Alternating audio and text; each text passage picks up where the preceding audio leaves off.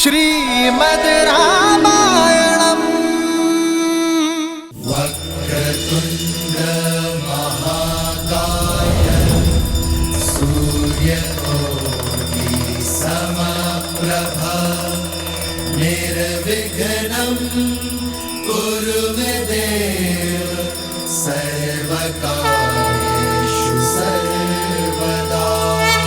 सर्वमङ्गलमाङ्गल्ये शिवे सर्वार्थसाधिके शरण्ये त्र्यम्बके गौरी नारायणी नमोस्तुते नारायणी नमोस्तुते।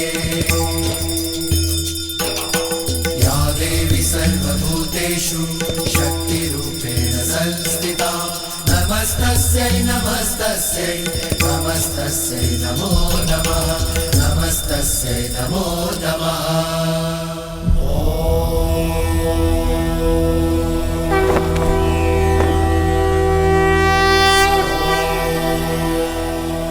राम राम राम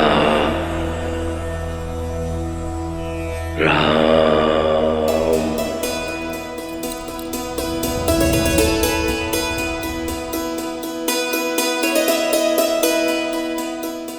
महादेव हैं आप। मनुष्य देव सभी आपको पूजते हैं, फिर भी हर दिन आप एक मनुष्य का नाम जपते हैं, क्यों? जगत जननी हैं आप, फिर भी इस प्रश्न का उत्तर मुझी से पूछती हैं आप, क्यों? कहीं ऐसा तो नहीं देवी कि आप श्री राम कथा मेरे मुख से सुनते सुनते थकती नहीं? जब आप सुनाते सुनाते नहीं थकते तो मैं सुनते सुनते कैसे थक सकती हूँ? सत्य तो ये है कि श्री राम के नाम में उनकी बात कहने सुनने में मन बड़ा रमता है। रमेगा क्यों नहीं? मनुष्य जीवन की सीमाओं में बंध कर भी मर्यादा की नई सीमाएं रचने वाले हैं विष्णु के अवतार श्री राम।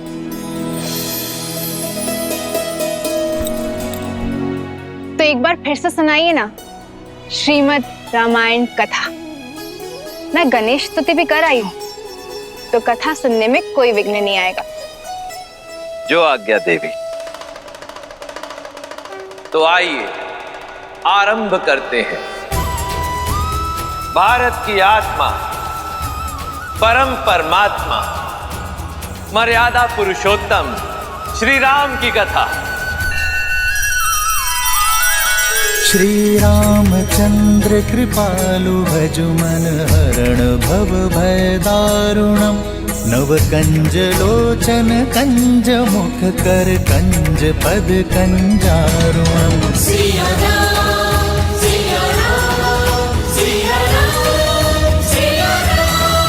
आदर्श और मर्यादा की है ये कथा महापावनम। काट मद श्री से मिला दे श्रीमद् रामायणम श्रीमद् रामायणम।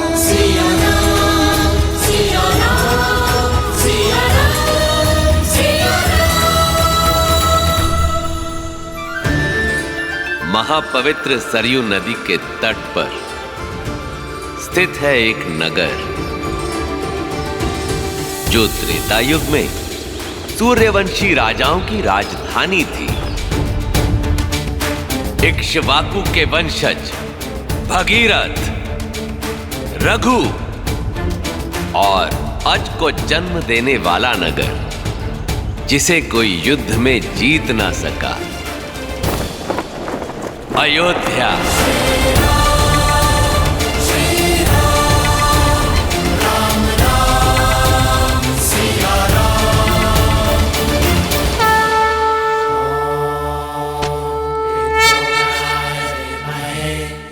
जहां उस काल में राज किया करते थे संसार के हर सुख के स्वामी, पर पुत्र सुख से वंचित महाराज नेमी, जिन्हें भविष्य दशरथ के नाम से जानने वाला था।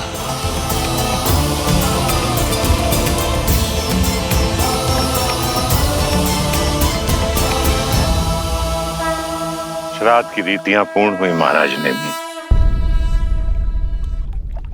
जी आचार्य।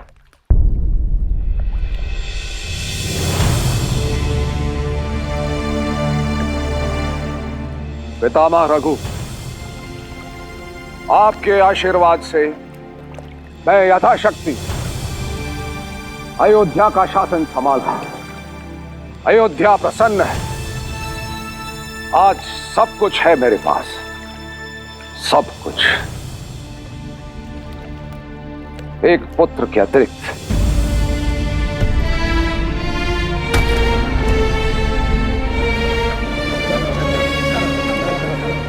एक पुत्र जो मेरे उपरांत अयोध्या को प्रज्वलित कर सके। एक पुत्र जो सूर्यवंश के तेज को आगे ले जा सके। ऐसे एक पुत्र का आशीष दीजिए पितामह।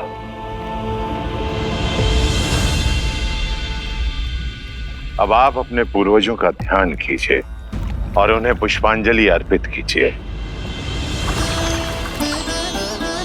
रानी कौशल्या, सुमित्रा, कैकेयी, आइए।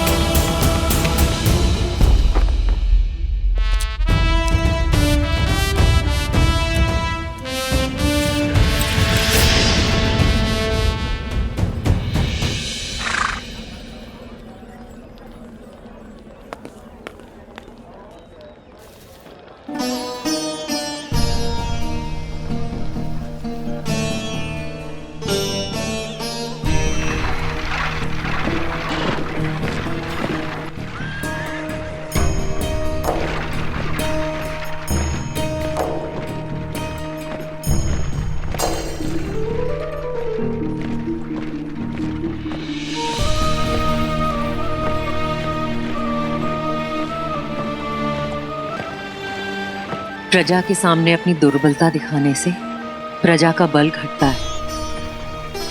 अयोध्या के महाराज को ये शोभा नहीं देता।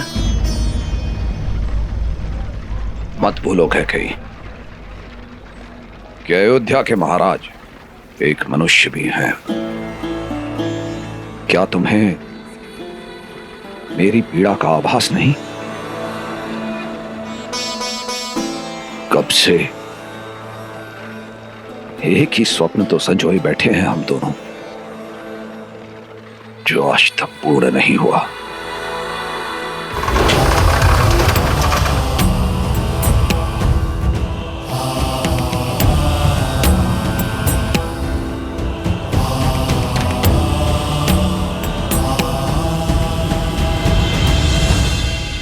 महाराज कहते हैं भोर में देखे स्वप्न अवश्य पूर्ण होते हैं। आज भोर में मैंने एक स्वप्न देखा महाराज।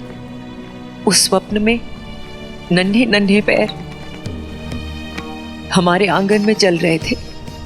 हमारे उपवन में, हमारे कक्षों में किलकारियां गूंज रही थी महाराज, आपकी संतान की। संतान? क्या उनमें कोई पुत्र भी था कैकेयी? चारों महाराज। मैंने स्वप्न में आपके 4 पुत्र देखे हैं, रघुवंश के 4 वंशज। सच कैकेयी?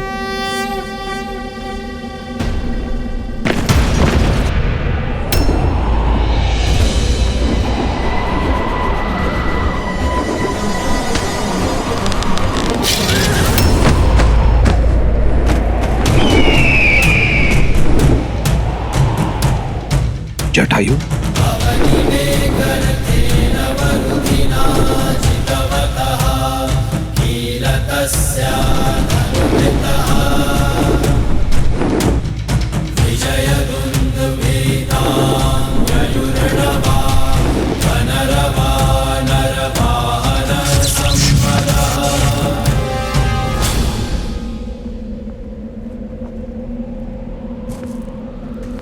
मित्र जटायु,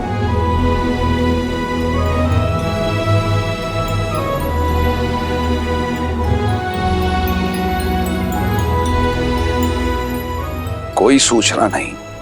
ऐसी क्या बात है जो अचानक आपको यहां खींच लाई? युद्ध।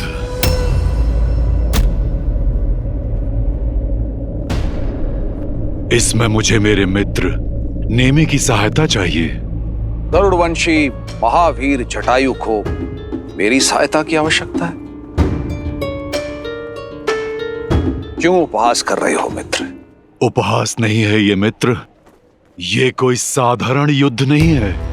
स्वयं देवराज इंद्र ने मुझे आपके पास सहायता लेने के लिए भेजा है, क्योंकि संभासुर ने देवलोक में हाहाकार मचा रखा है। उसके असुरों ने दंडक वन में छावनी बना ली है। भयंकर असुरों से लदा है उसका विमान। एक साथ 10 दिशाओं से प्रकट होकर आक्रमण करता है वो मायावी। देवराज इंद्र ने इसीलिए मुझे आपके पास भेजा है, क्योंकि अयोध्यापति नेमी के अतिरिक्त कोई भी उस संभासुर के उत्पात को समाप्त नहीं कर सकता। क्या आप अपने मित्र की सहायता करेंगे अयोध्यापति?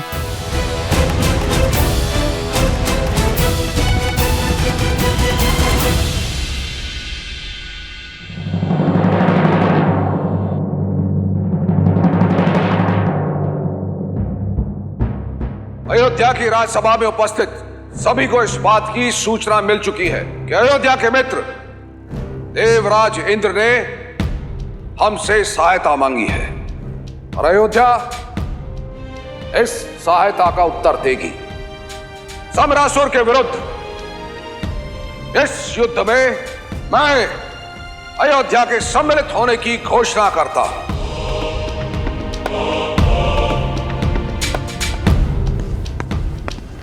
क्षमा करें महाराज।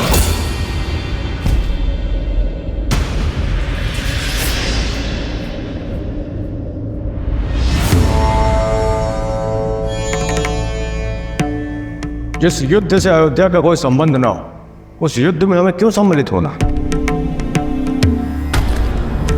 क्या अयोध्यापति को अपने किसी निर्णय के लिए तर्क देने की आवश्यकता है ऋषि ज्वाली? महामंत्री सुमंत, महाराज ने हमें सभा में जनता के प्रतिनिधि के रूप में नियुक्त किया है और जनता का प्रतिनिधि होने के नाते और प्रजाहित के प्रश्नों का उत्तर देने के लिए राजा बाध्य है। कुलगुरु, यदि हमारे प्रश्न नीतियों के विरुद्ध हैं तो हम अपने प्रश्न को वापस लेने की तैयार हैं। एक वर्ड बोले जवाली, सदा ही अनुचित प्रश्न पूछते हैं। राजा अपने निर्णय में प्रजा से सहमति ले, यही नीति है। आशा है महाराज आपके सभी प्रश्नों के उत्तर देंगे ऋषि ज्वाली। क्षमा करें महाराज, जनता का प्रश्न यह है कि यदि समरासुर जीतता है तो उसमें हमारी कोई हानि नहीं है, और यदि देवतागण जीतते हैं तो उसमें हमारा कोई लाभ नहीं है। तो फिर इस युद्ध में सम्मिलित होकर हम अपना धन और जनशक्ति को क्यों व्यर्थ करें?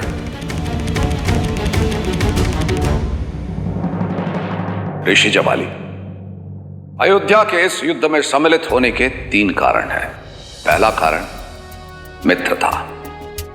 हमारे मित्र ने हमसे सहायता मांगी है। रघुवंशी सदैव मित्रता का मान करते हैं। दूसरा कारण, दूर फैली अग्नि को यदि बुझाया ना जाए तो उसे निकट आने में अधिक समय नहीं लगता। दंडक वन अयोध्या से अधिक दूरी पर नहीं है। और तीसरा कारण, राजा का धर्म, जो है प्रजा की हर संकट से रक्षा करना, वो संकट जो सामने हो या वो संकट जो आने वाला हो। इसीलिए अयोध्या और प्रजा के हित में समरासुर के विरुद्ध इस युद्ध का नेतृत्व मैं स्वयं करूंगा। ऋषि ज्वाली, आशा करता हूं आपको आपके प्रश्नों के उत्तर मिल गए होंगे। क्षमा करें महाराज।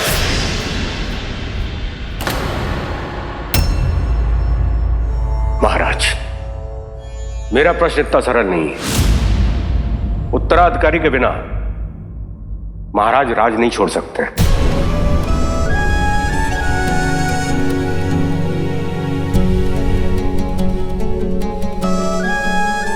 ऐसा नहीं है कि हमें आपकी वीरता और कौशल पर कोई संदेह है, किंतु नियति को कोई नहीं जानता महाराज। यदि आपके साथ युद्ध में कुछ अनहोनी हो गई तो अयोध्या का क्या होगा, रघुकुल का क्या होगा महाराज? ऋषि जबाली, अयोध्या के सिंहासन पर बैठने की प्रथम योग्यता है धर्म की रक्षा, ना कि वंश की रक्षा। आपकी चिंता है मेरे कुल के भविष्य की सुरक्षा, किंतु मेरी चिंता है मेरे कुल के पूर्वजों के मान, मर्यादा और प्रतिष्ठा की रक्षा। मैं उन महाराज हरिश्चंद्र का वंशज हूं जिन्होंने सत्य की रक्षा के लिए अपने परिवार का त्याग किया। उन भागीरथ का वंशज हूं जिन्होंने धर्म की रक्षा के लिए मां गंगा को पृथ्वी पर उतारा। धर्मवीर रघु का रक्त मेरी धमनियों में बह रहा है।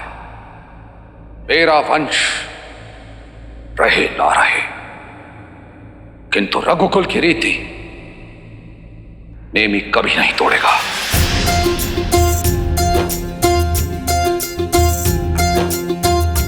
रघुकुल रीति सदा चली आई, प्राण जाए पर वचन न जाए। हो रघुकुल महाराज नेमी की, महाराज नेमी की, महाराज नेमी की। प्राण जाए पर वचन न जाए। कि भोजन के साथ सरयुग का जल रख लिया है ना, उन्हें वही भाता है। युद्ध के लिए अतिरिक्त कवच तो रख लिए हैं ना। देवासुर, संग्राम है तो ध्यान रहे, महाराज के सारे दिव्यास्त्र सुरक्षा में सज्ज रहे। जय हो महाराज। इसे शीघ्र करो।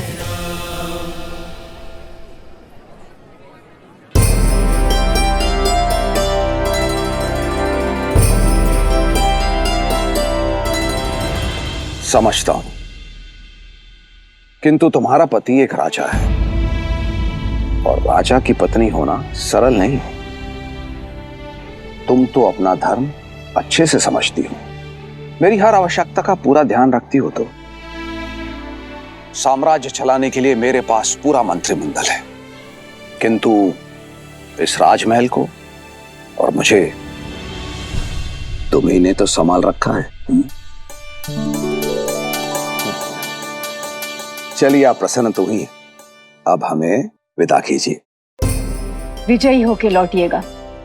मैं आपके स्वागत में सज्ज रहूंगी और यहाँ सबका ध्यान रखूंगी। सुमित्रा, तुम कितनी निस्वार्थ हो, मानो तुम्हारा जन्म ही सबकी सेवा के लिए हुआ है। कितनी चिंता करती हो सबकी। सबसे अधिक चिंतित तो कौशल्या दीदी हैं। जब से आपके युद्ध में जाने की घोषणा हुई है, बस उपवास करके मंदिर में बैठी प्रार्थना कर रही हैं।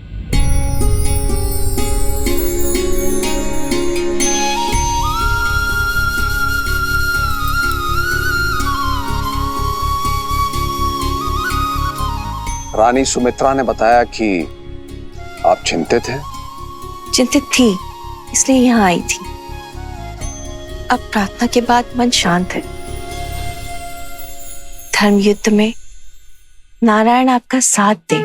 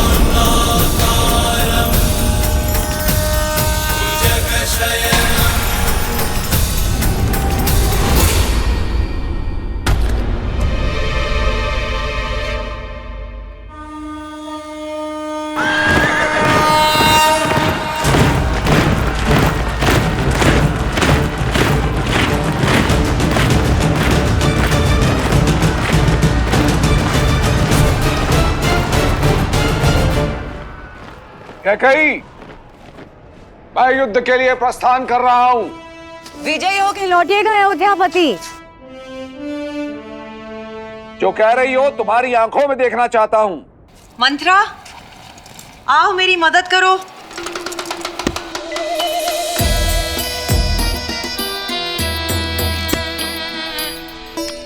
कस के बांधना।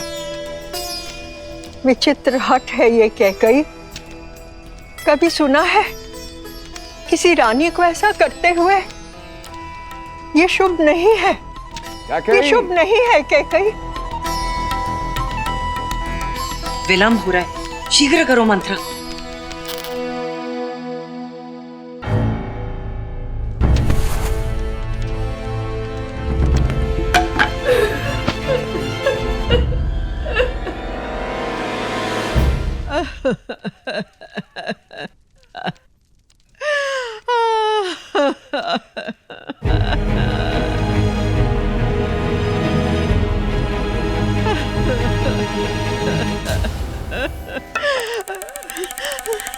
क्यों चिंता करती हो? हाँ, कुछ नहीं होगा मुझे। अश्वपति की बेटी हूं मैं, योद्धाओं के बीच में पली बड़ी हूं। कहाँ गई मेरी वो मंत्रा जो कहा करती थी कि पूरे भारतवर्ष में मुझ जैसी वीरांगना नहीं? क्या हुआ मेरी उस मंत्रा को? ये शुभ नहीं है कैकेयी, ये अनर्थ है। मैंने कहा ना तुमसे, कुछ नहीं होगा मुझे। मेरी प्यारी माँ। हाँ, मेरी बच्ची।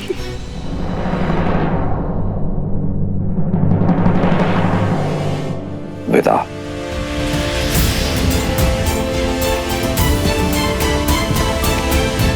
लौट के आना कैकेयी, लौट के आना। आऊंगी अपने राजा को साथ लेकर।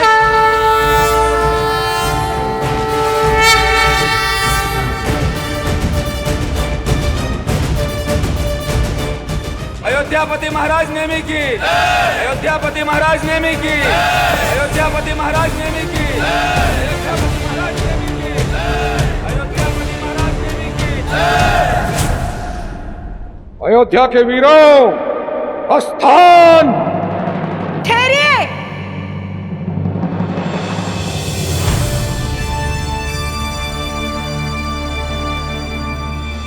कैकेयी, तुम यहाँ? तो और कहाँ होना चाहिए? आप ही ने कहा था ना, जो कुछ मैंने कहा आप मेरी आंखों में देखना चाहते हैं। देख लीजिए। तुम जानती हो ना कि आप मुझसे रुष्ट थे, जानती हूँ, पर क्या करूं, मंत्रा को समझाने में इतना समय लग गया। बेचारी बहुत भयभीत हो रही थी। होना भी चाहिए। अब युद्ध क्षेत्र में शत्रु पर प्रहार करने से अधिक हमें तुम्हारी रक्षा की चिंता करनी होगी। वो तो युद्ध ही बताएगा कि कौन किसकी रक्षा करता है। हमारी बात मानो, आरती करके हमें विदा करो। आरती वो करते हैं जो अपने पति के लौटने की प्रतीक्षा करें। जो साथ युद्ध लड़ती हैं, वो शंखनाद करती हैं।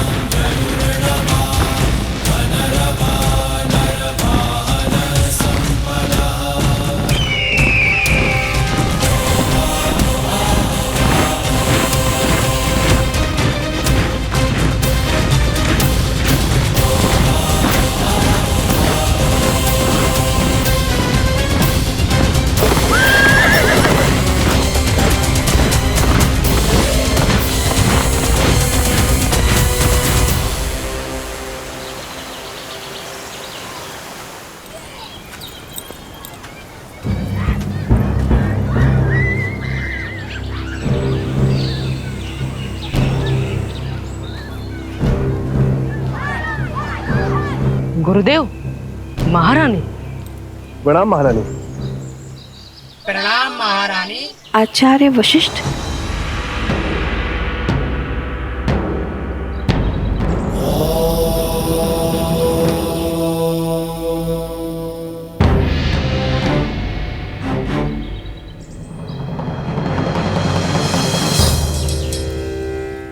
मुख मन का दर्पण होता है देवी कौशल्या।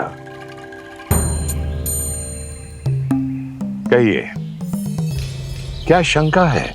आचार्य, एक स्वप्न है जो मुझे बार बार दिखाई दे रहा है, जिसने मेरे मन में हलचल मचा रखी है।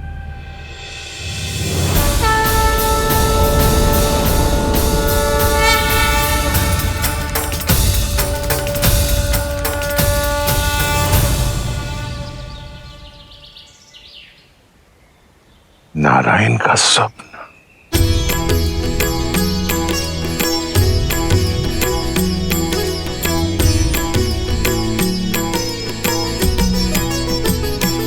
हो करो सदा रघुपति गुण गाना, सादर सुनहि विहंग सुजाना।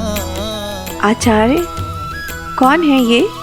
ये महान संत काकभूषणी है। जब जब अवधपुरी रघुबीरा, धरहि भगत हित मनुज शरीरा। ये क्या अनर्थ कर रहे हैं आप? अनर्थ नहीं माँ, आप तो संसार की सबसे धन्य माँ है। आपके दर्शन पाकर तो मैं भी धन्य हो गया माँ।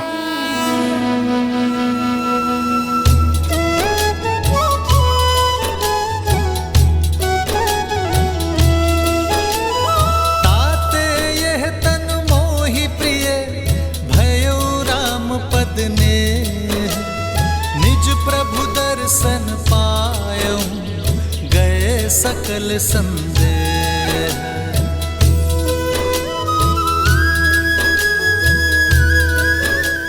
आचार्य, मैं यहाँ अपनी उलझन लेकर आई थी और आप मुस्कुरा रहे हैं, और श्री काकभूषणी जी का व्यवहार और शब्द, मैं और उलझ गई हूँ।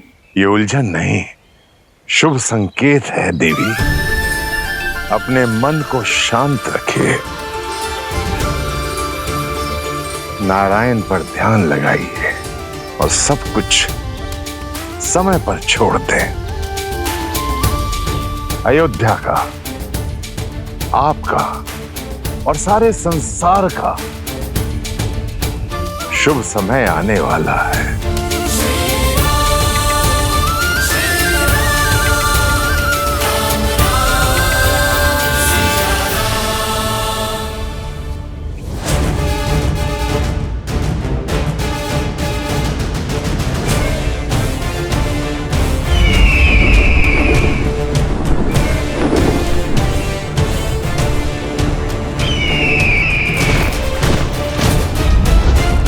सावधान मित्र, बड़ा ही मायावी है ये संभासुर। मैं ऊपर आकाश में पहरा देता हूँ, आप नीचे भूमि पर सज रहिए।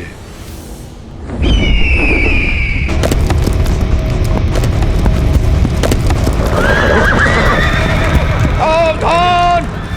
अयोध्या के वीरों, अपने स्थान पर अड़िग रहो।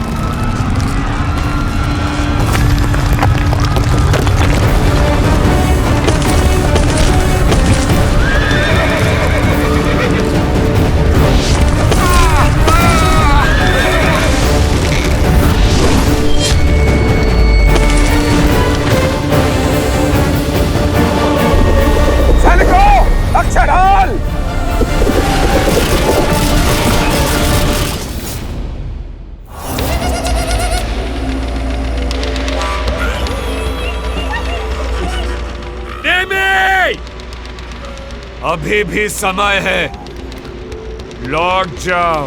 अवध के वीर धर्म युद्ध से दो स्थिति में लौटते हैं, या तो विजय प्राप्त करके या वीर गति प्राप्त करके। ठीक है, वीर गति प्राप्त करो। सेना आक्रमण!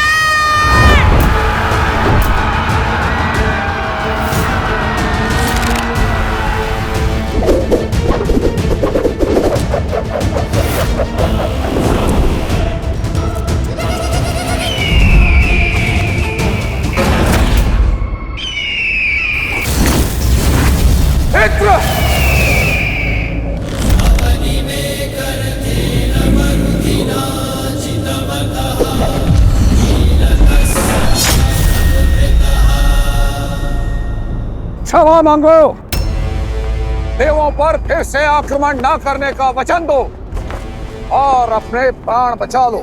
अभी तो युद्ध प्रारंभ भी नहीं हुआ है नेमे।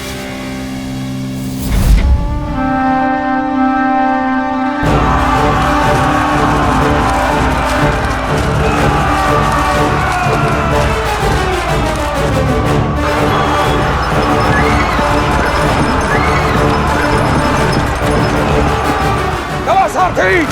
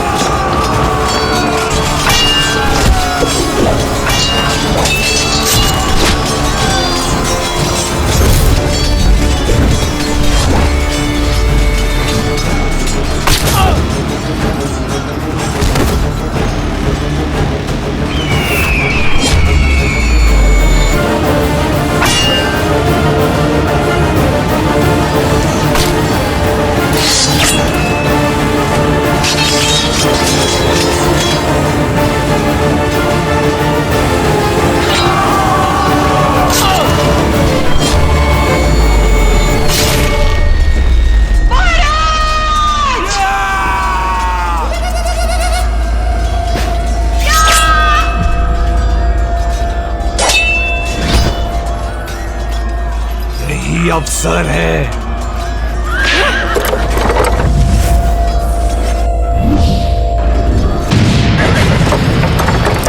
अयोध्यापति, कुछ नहीं होगा आपको।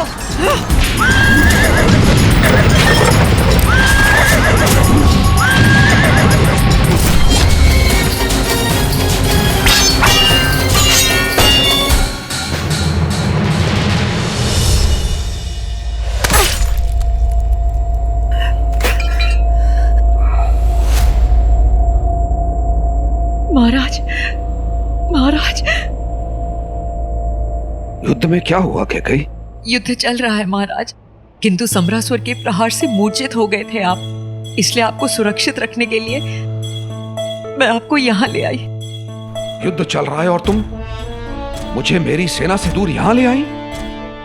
अयोध्या की रानी होकर तुम?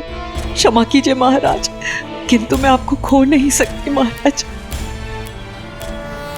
और मैं अपना धर्म नहीं खो सकता।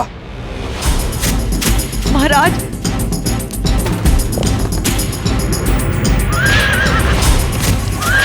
महाराज मैं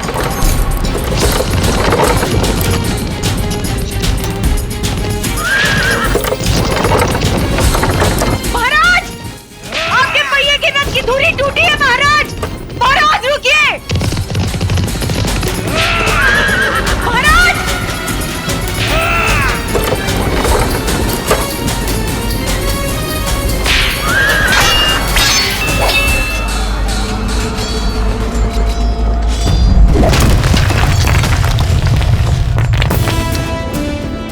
भय के लिए भयंकर है।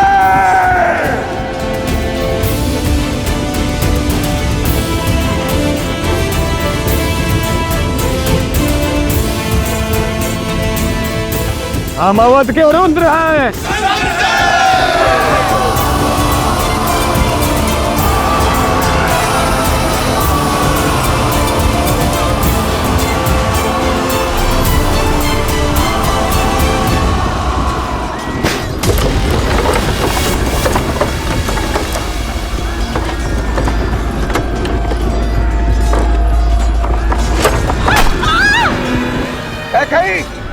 तुमसे कहा था मेरा ध्यान भंग मत करो। तुम्हारी इस युद्ध में कोई आवश्यकता नहीं।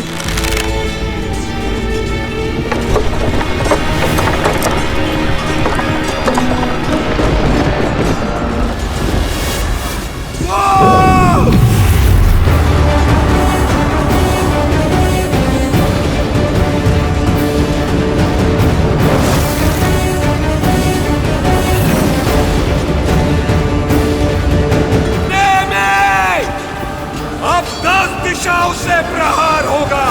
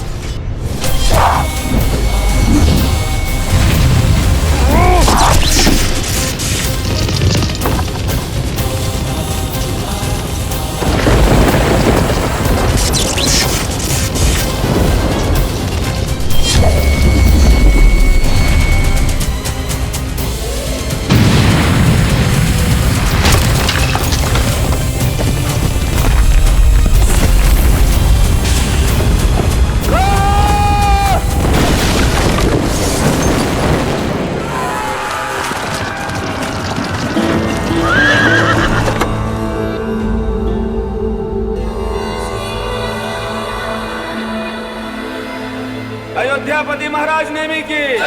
अयोध्यापति महाराज नेमी की। अयोध्यापति महाराज नेमी की।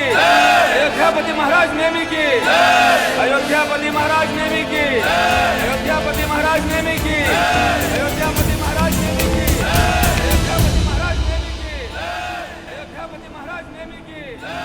अनेकों युद्ध लड़े पर ऐसा शौर्य, ऐसा कौशल कहीं नहीं देखा मित्र नेमी। एक रथ पर ऐसा लगा 10 दिशाओं से लड़ रहे हैं आप। अद्भुत। आप महारथी नहीं, आप दशरथी हैं। दशरथ हैं आप। बोलो महाराज दशरथ की। बोलो महाराज दशरथ की। महाराज दशरथ की। महाराज दशरथ की जय। क्या कही? क्या कही?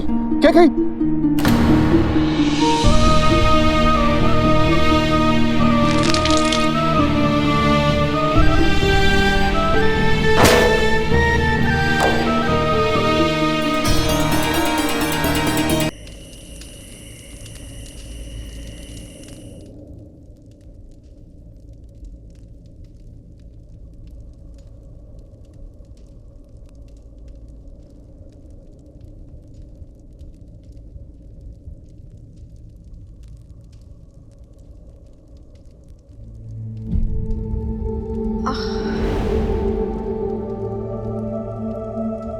क्या कही?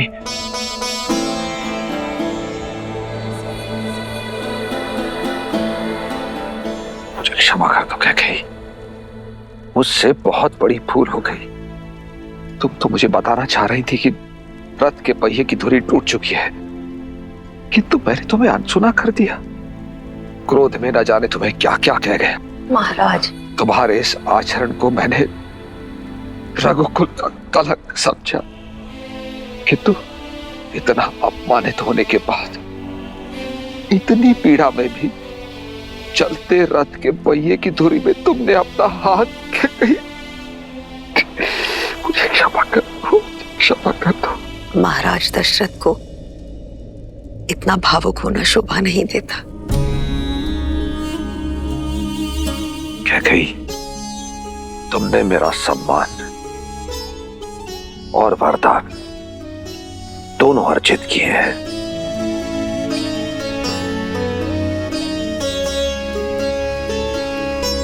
मांगो कैकेयी, जो मन चाहे वो वरदान मांग लो। कैसा वर आर्य? मैंने जो कुछ भी किया अपने पति के प्राणों की रक्षा के लिए किया। तुमने केवल अपने पति के प्राणों की ही रक्षा नहीं की, अपितु अयोध्या के महाराज के प्राणों की भी रक्षा की है। आज रघुकुल की पताका लहरा रही है तो तुम्हारे कारण। नेमी आज दशरथ बना है तो तुम्हारे कारण। इसीलिए कैकेयी, एक नहीं 2 वर देता हूं तुम्हें, मांगो। और महाराज आप? कैकेयी, मत बोलो कैकेयी। मैं अयोध्या का राजा भी हूं और एक राजा को ना करके उसका अपमान करोगी। मांगो।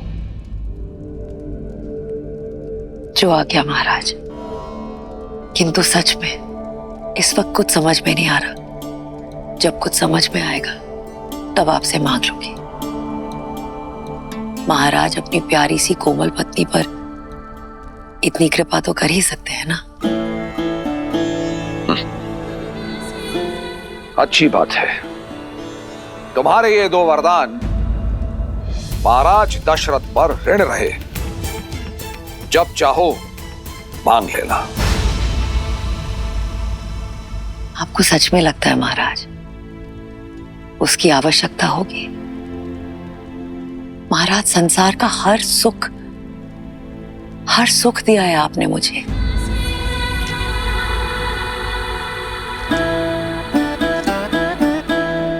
कहां दे पाया मैं हर सुख?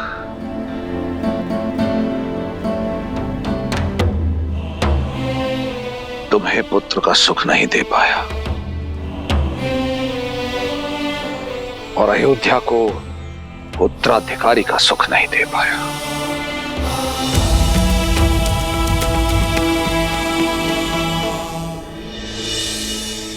ईश्वर जो देते हैं सही समय पर देते हैं आर्य। देखिएगा आर्य, एक दिन सूर्यवंश में एक पुत्र जन्मेगा।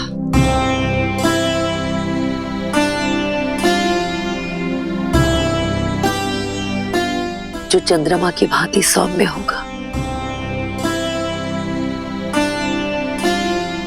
जिस पर एक बार दृष्टि डाल दे उसे सदैव के लिए आनंद से भर देगा। श्री रामचंद्र कृपालु भजु मन हरण भव भय दारुणम्। श्री रामचंद्र कृपालु भजु मन हरण भव भय दारुणम्।